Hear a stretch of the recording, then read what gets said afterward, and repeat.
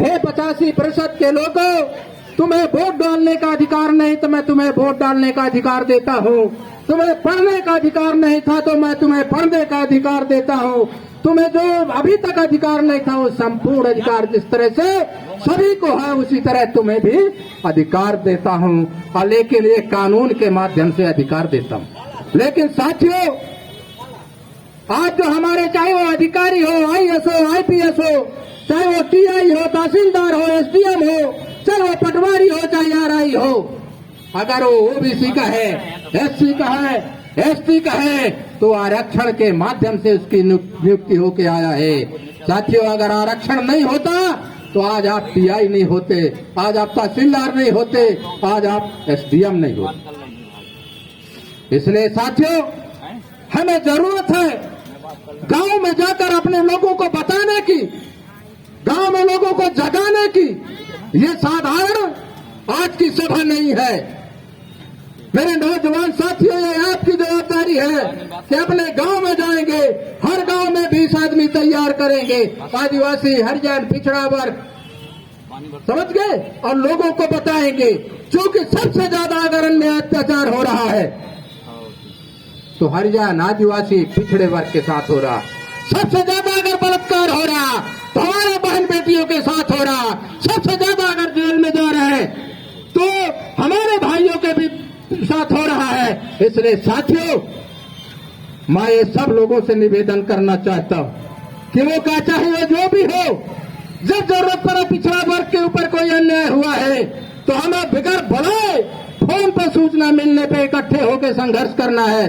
पता चले कि आदिवासी के साथ अन्याय हुआ है तो हमें इकट्ठे होना है, संघर्ष करना है। पता चले हमारे अनुसूचित जाति भाइयों के साथ अगर गलत हुआ है तो हमें संगठित होना है। लेकिन अभी तक क्या सोचते हैं, अरे जाने दो, पिछड़ा है उसके साथ हुआ है, जाने दो वो अनुसूचित जात का है, जाने दो वो आदिवासी है। मेरे भाइयों, हम एक है, हम एक धागे में थे और एक धागे में बंधना होगा। मैं आप लोगों से निवेदन करना चाहता हूं।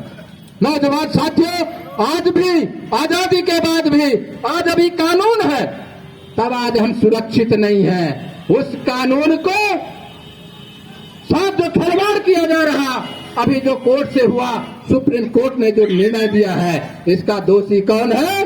केंद्र सरकार। केंद्र सरकार इसलिए दोषी है, जिस तरह से इन्होंने रिपोर्ट बना के दिया उस तरह से न्यायालय ने फैसला दिया। अगर कोई अपराध करते हैं तो TI साहब जो जांच करके प्रतिवेदन बना के देते हैं, न्यायाधीश उसके आधार पे सजा देता है। ठीक उसी तरह हमारे संविधान में ये केंद्र में बैठी सरकार, चाहे वो किसी भी दल की सरकार हो, केंद्र में जो बैठी सरकार है वो ये चाहती है कि आदिवासी, ये हमारा अनुसूचित जात, ये पिछड़ा वर्ग, ये 5 किलो अनाज से आगे न बढ़ पाए। साथियों, मेरा आप लोगों से निवेदन है कि आप लोग, चाहे वो कौन किसी पार्टी में है, पार्टी से हमें लेना देना नहीं। जहां समाज की जरूरत है वहां सभी को संगठित होने की जरूरत है। और जब तक आप संगठित नहीं होगे, इसी तरह लुटते पिटते रहोगे। मैं सबसे पहले जितने लोग यहाँ बैठे हैं उनसे निवेदन करूंगा, समय कम है, बोलना बहुत था, कहना बहुत था, कष्ट बहुत है आज के भीड़ को देखकर आप लोगों को। लेकिन जितने मेरे शेर नौजवान शेर भाइयों आए हो, वो शेर हो, बहादुर हो, ये पानी गिरते हुए काम छोड़कर आए हो। लेकिन आज आपको एक संकल्प लेके जाना होगा कि यहाँ से हम वापस जाएंगे तो अपने SC ST OBC के संगठन के बारे में मजबूत करने के लिए अपने गांव में जाके कमेटियां बनाएंगे, लोगों को जगाएंगे, लोगों को संगठित करेंगे। क्या ऐसा करेंगे? हाथ उठा के जरा बताएं। मुझे लग रहा है ये बेटी सबसे ज्यादा आगे निकलेगी। हम लखनऊ के बसिंदा बना दे हमारे परिवार। और साथियों, समय कम है, मैं इतना ही निवेदन करते हुए अपनी बात को समाप्त करते हुए अपना समय मैं अपने अध्यक्ष जी को दे रहा हूँ। साथियों, इतना जरूर ध्यान रखना, अगर जिंदा रहना है, सम्मान चाहना है तो गांवों में जाकर कमेटी बनाकर, और ऊपर में जो बैठे हैं, चाहे वो हमारे बालक दास जी हो, चाहे महेश चौधरी जी हो, चाहे लाखन साहब हो, इनको फोन के माध्यम से आप जानकारी दो कि हमारे यहाँ आइए, मीटिंग करिए। इसी के साथ जय भीम, जय भारत। साथियों, इसी आगे कड़ी में मैं अपने इस कार्यक्रम के अध्यक्ष सम्मानित बालक दास पटेल जी, जो जिला पंचायत अध्यक्ष के प्रतिनिधि हैं, उनसे चाहूंगा कि वो अपना विचार रखें। सम्मानित बालक दास पटेल जी।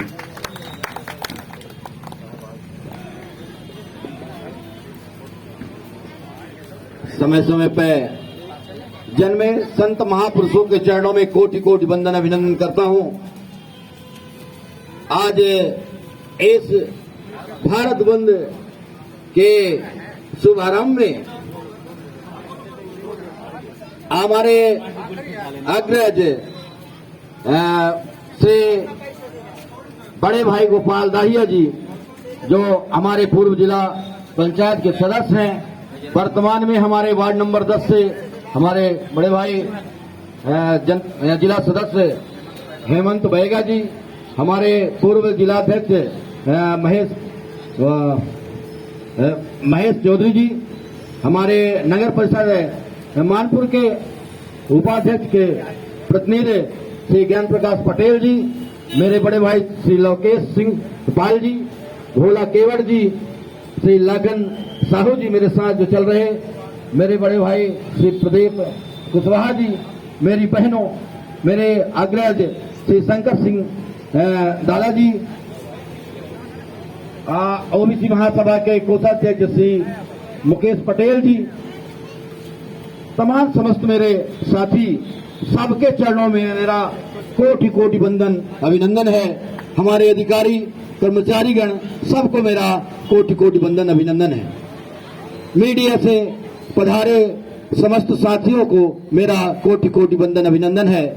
बंधुओं, आज जिस चीज की जरूरत आई और हम लोग कल से मुझे भोपाल से जो लेकर व्हाट्सएप में आया और फोन के माध्यम से कि हमें SC/ST के साथ में काम करना है, मैंने पूरी रात 12 बजे रात तक लगातार फोन लगाना शुरू कर दिया, व्हाट्सएप में डालना शुरू कर दिया और ये कार्यक्रम जितना तेजी से मेहनत किया था, मौसम के कारण और हमारा जो समाज है, मूर्ख समाज, वो नहीं जाग रहा, उसको इसके चलते आज हम चंद लोगों में दिख रहे हैं। ये इतना लतमान समाज है हमारा ओबीसी, ये बिल्कुल अभी तक नहीं समझ पा रहा है, ये चट्टू बने भाग रहा है किसी के पीछे पीछे चाटने के कगार में। मित्रों, जब तक हम सही बात बोल रहा हूँ ना, किसी के अन्न के माकान में रहेंगे, हम उसी के गुलाम रहेंगे। सही बात। जब हम किसी बड़े लोगों के, सामंतशाहियों के मकान में निवास करेंगे तो हम गुलाम तो हमेशा रहेंगे। अरे हम कहते हैं कि हमारा सांसद हमारा है, हमने जिता के गया है, गौर समाज का है, हमारा विधायक है, पटेल समाज का है। मैं तो नहीं कहता, हमारा मुख्यमंत्री है, यादव समाज का है, यादव का झंडा बिल्कुल लहराएगा। अरे अब तो मेरा मुख्यमंत्री बन गया, घंटे का तुम्हारा है मुख्यमंत्री, बताइए मेरे को। सही बात है। तुम्हारा नहीं है, बीजेपी का है, बीजेपी के झंडा के नीचे जीता है। और बीजेपी के झंडा तुम लोग तो वोट दिए, मूर्खो, वोट दिए हो तुम लोगों ने। कोई ये न भूले रहो कि मेरा विधायक है, कि मेरा मुख्यमंत्री है, कि मेरा प्रधानमंत्री है, साहू मेरा मुख्यमंत्री प्रधानमंत्री है तो मेरा विकास करेगा। बताओ तुम्हारा काम कब विकास करेगा? कुछ नहीं होने वाला है। जब तक अपने झंडे के नीचे नहीं आओगे कुछ भी नहीं होने वाला है। आज नहीं कल सिविल ईयर खत्म हुआ, लागू हुआ, फिर क्या होगा? सीधे धीरे धीरे धीरे इसको जड़ से काटना शुरू कर दिए हैं। अरे सुप्रीम कोर्ट में देखो कौन बैठा है? राजा पहले होते थे, राजा का बेटा फिर राजा हो जाता था। ठीक उसी तरह सुप्रीम कोर्ट में न्यायाधीश जो है वही स्थिति चालू है, वही बनते जा रहे, उन्हीं का लड़का, उन्हीं का लड़का। अरे किसके माथे तुम न्याय मांगोगे? किसके माथे न्याय मांगोगे? कभी भी आपको न्याय नहीं मिलने वाली है, ये स्थिति बन गई है। अरे तुमको तो नौकर ही बना रहा है, कल भी नौकर थे, आज भी नौकर बना रहा है। राष्ट्रपति सचिवालय में देखिए कौन लोग बैठे, उप महासचिव, जितने सचिव राष्ट्रपति सचिवालय में कौन बैठा है? तुमको न्याय देगा? कभी आशा न करो जीवन में, कभी भी जीवन में आशा न करो कि तुमको अब न्याय मिलेगा इस स्थिति बने में, और तुमको जाना नहीं है कभी। तुम तो सो रहे हो, तुम तो सो रहे हो। 75 साल से बाबा साहब ने कहा था कि संविधान, मेरा कानून बचा के रखना, न कर सकता है तो संविधान बचा के रखना, कुछ नहीं आगे बढ़ा सके अपनी कौम को तो संविधान बचा के रखना। लेकिन तुम तो संविधान को गर्त में जा देंगे, जा रहा है धीरे धीरे संविधान। कहाँ तुम्हारे पास है? तुम्हारे पास तो एक मुट्ठी चावल फेंक दे सरकार और तुम अगर सर लड़ जाओ, उसी में पिन खाओ, मार खा रहा हो। 1000 रुपया तुमको 1200 रुपया दे दिए, तुमने तो बड़ा फूल हमको दिए 1200 रुपया महीने मिलने लगा बहनों को। क्या होगा? 1200 तुम पाओ, 12 करोड़ खा रहा, क्या होगा इस स्थिति में? अरे सरकार जो है ये शिक्षा का स्तर सही कर दिया होता हमको। शिक्षा सरकारी स्कूलों में जहां स्कूल लगती है वहां एक विधायक का लड़का भी पढ़ने जाता और एक गरीब का लड़का भी पढ़ने जाता, एक सरपंच का लड़का भी जाता, एक तहसीलदार साहब का लड़का उसी स्कूल में जाता, उस व्यवस्था में को ठीक हो जाता। आज सरकारी स्कूल ठप हो गए।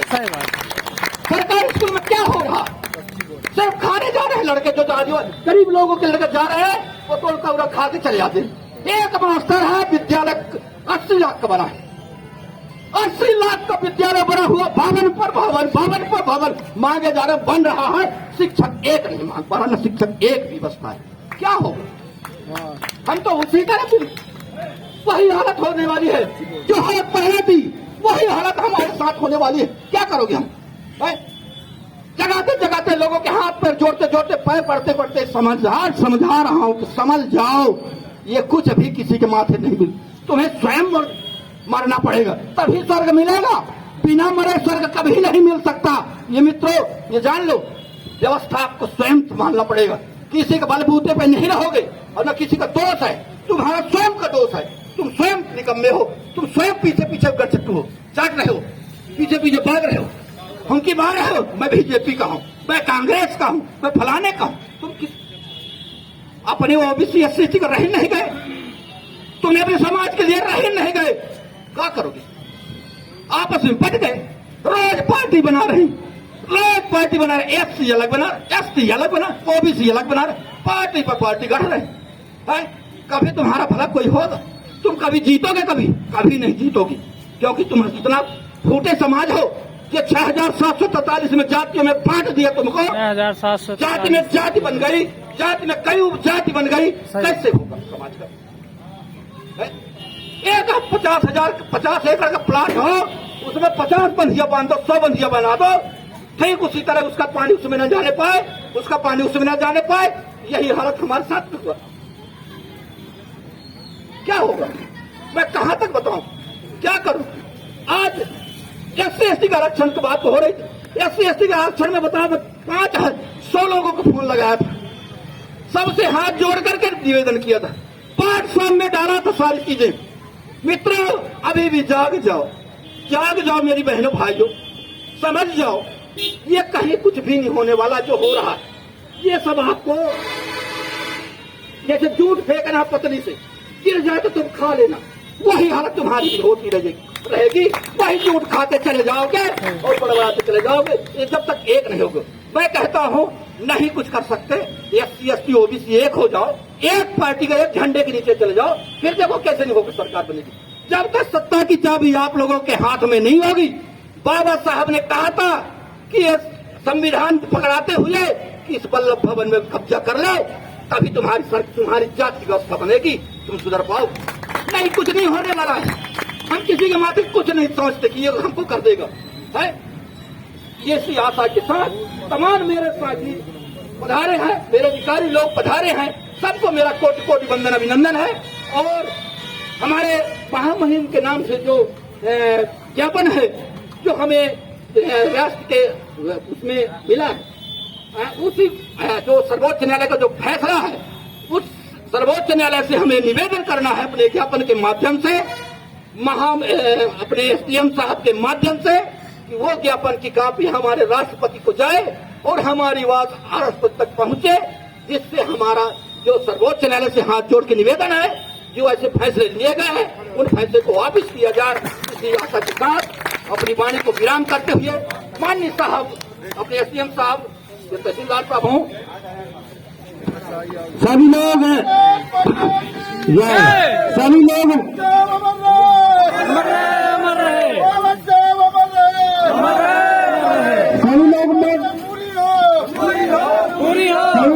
मंच के पास आ जाए, मंच के पास सही लोग आ जाए।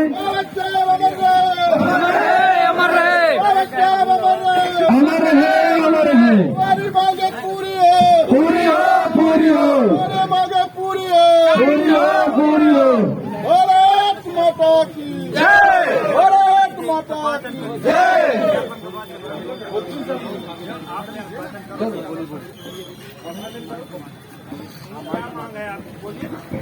सब जो छोटी जो हमने महामहिम राष्ट्रपति के नाम पे ज्ञापन सौंपा है, हमारे माननीय तहसीलदार साहब हमारे ज्ञापन को लेने पहुंचे हैं। विषय है माननीय उच्च न्यायालय द्वारा सिविल अपील संख्या 23/17/2011 पंजाब राज्य बानामा द्रविण सिंह ने में पारित निर्णय को लागू नहीं करने बाबत महामहिम उपरोक्त विषय अंतर्गत निवेदन है कि हजारों वर्षों से अनुसूचित जाति एवं जनजाति वर्गों के साथ हुए भेदभाव, छुआछूत, अमानवीय व्यवहार, बेगार अत्याचार की वजह से अत्यधिक पिछड़ने के कारण इन वर्गों को सामाजिक मुख्य धारा में लाने के लिए भारत के संविधान नियमाओं ने संविधान को अनुच्छेद 12, 14, 15, 16, 17, 46, 330, 332, 335, 341 एवं 342 इत्यादि का प्रावधान कर इन वर्गों को राज्य की सेवाओं में तथा शैक्षणिक संस्थाओं में आरक्षण का अधिकार दिया है। लेकिन इस अधिकारों को समय समय पर न्यायालय के माध्यम से निष्भावी करने की कोशिश की है, जिसके कारण संविधान में 77वां व 81वां 82वां एवं 85वां संशोधन किए गए। इनका नवीनतम उदाहरण माननीय उच्च न्यायालय की संविधान पीठ द्वारा दिनांक 1 अगस्त 2024 को दिया गया निर्णय है। इनके द्वारा अनुसूचित जाति एवं जनजाति के संवैधानिक प्रावधानों में हस्तक्षेप किया गया है। उपरोक्त निर्णय का अनुसूचित जाति जनजाति संयुक्त संघर्ष समिति राजस्थान घोर विरोध करती है एवं मध्य प्रदेश महामहिम अनुच्छेद 341 में राष्ट्रपति व सांसद के अलावा अनुसूचित जाति की सूची में किसी तरह के परिवर्तन के लिए कोई अधिकृत नहीं है। अनुसूचित जाति व अनुसूचित जनजाति संविधान के अनुच्छेद 341, 342 के तहत किसी जाति एवं जनजाति को सूची में जोड़ा या उसे हटाया जा सकता है। इन प्रक्रिया में राज्य सरकार अपने पूर्ण अध्ययन करके आंकड़ों के साथ अपनी सिफारिश केंद्र सरकार को भेजनी होती है। संविधान मंत्रालय राज्य सरकार के प्रस्ताव को भारत के रजिस्ट्रार जनरल गृह मंत्रालय को भेजता है। यदि सिफारिश आती है तो फिर उसके संबंधित आयोग की अनुशंसा के प्रस्ताव हेतु भेजा जाता है। समस्त दस्तावेजों के साथ यदि आयोग भी अपनी सहमति देता है तो फिर मंत्रालय द्वारा कैबिनेट में रखा जाता है। यदि कहीं एक में भी असहमति आने पर प्रस्ताव पर आगे कार्यवाही नहीं होती है। कैबिनेट की अनुमति के बाद ही सूची में संशोधन के लिए सांसद में बिल रखा जाता है। सांसद से पारित होने पर राष्ट्रपति की स्वीकृति प्राप्त होने के पश्चात भारत के राजपत्र में अधिसूचना जारी होने के बाद ही संशोधन प्रभावी होता है। महामहिम ज्ञापन यहाँ तक है कि आरक्षण का अधिकार संवैधानिक ही नहीं बल्कि अनुसूचित जाति जनजाति का दो पक्षों की संधि के तौर पर मौलिक अधिकार है को पूरा एक्ट के तहत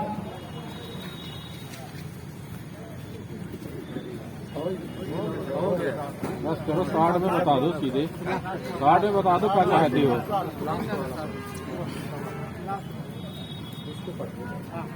आरक्षण की व्यवस्था पूना फैक्ट के अनुक्रम में संविधान में दी गई, जिसकी मूल भावना पिछड़ापन के साथ साथ छुआछूत है। आरक्षण का संविधान प्रावधान करने के बावजूद भी इन वर्गों के साथ पूर्वतः व्यवहार किया जा रहा है, इसलिए क्रीमी लेयर लागू नहीं किया जाए। अनुसूचित जाति अनुसूचित जनजाति के उप वर्गीकरण इन वर्गों की एकजुटता को तोड़ने का असंवैधानिक निर्णय है। अनुसूचित जाति एवं अनुसूचित जनजाति के संपूर्ण वर्ग को एक मानकर दिया जाए। आरक्षण भी अभी तक पूरा नहीं हो रहा और बहुत बड़ा बैकलॉग अभी भी बाकी है, जिसकी पूर्ति नहीं हो पा रही है।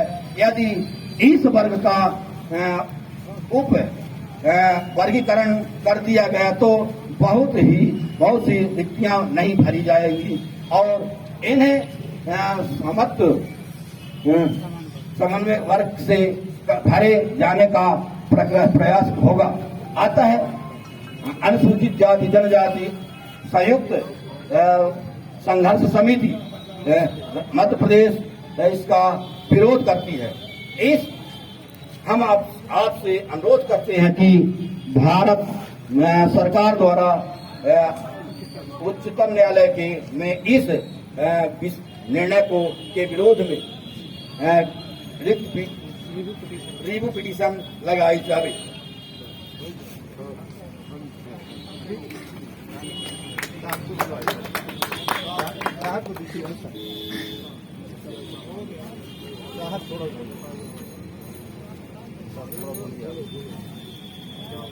यहाँ पर जो आज ज्ञापन संयुक्त